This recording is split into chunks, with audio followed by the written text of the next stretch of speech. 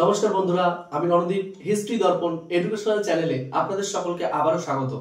আজ আমরা মূলত আলোচনা করব সৈয়দ বংশের পরবর্তী শাসক মোহাম্মদ শাহ সম্পর্কে। মোহাম্মদ শাহ 1434 সালে সিংহাসনে বসেন। 1445 পর্যন্ত তিনি শাসন কার্য পরিচালনা করেছিলেন। তার সময়কাল সম্পর্কে প্রথমেই বলি, তার কিন্তু শাসন কার্য পরিচালনার মতো কোনো গুণই কিন্তু তার মধ্যে ছিল না। সে ছিল খিজির খানের ভাইপো। তিনি প্রায় 40 মাইল অঞ্চল নিজের অধীনস্থ করেছিলেন। তিনি বহলুল লোদীকে নিজের পুত্রতুল্য মনে করতেন, তাই পুত্রতুল্য মনে করে তাকে খান উপাধি দিয়েছিলেন। তারপর তিনি তাকে লাহোর ও দীপালপুরের জায়গির দিয়েছিলেন। এরপর আসি আমরা পরবর্তী শাসক সৈয়দ বংশের আলাউদ্দিন মাসুদ শাহ সম্পর্কে, যিনি 1445 থেকে 1451 পর্যন্ত শাসন করেছিলেন। সৈয়দ বংশের একমাত্র দুর্বল শাসক কিন্তু বলা হতো এই আলাউদ্দিন মাসুদ শাহকে।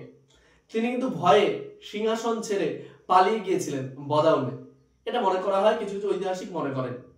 অনেকে আবার মনে করেন 1748 সালে তার মৃত্যু হয়, কিন্তু আমরা লক্ষ্য করেছিলাম 1451 সালে তিনি পালিয়ে যান এবং সিংহাসন ছেড়ে তারপর কিন্তু বহলুল লোদী বংশের প্রতিষ্ঠা করেন। আমরা পরবর্তী ভিডিওতে লোদী বংশ সম্পর্কে আলোচনা করব।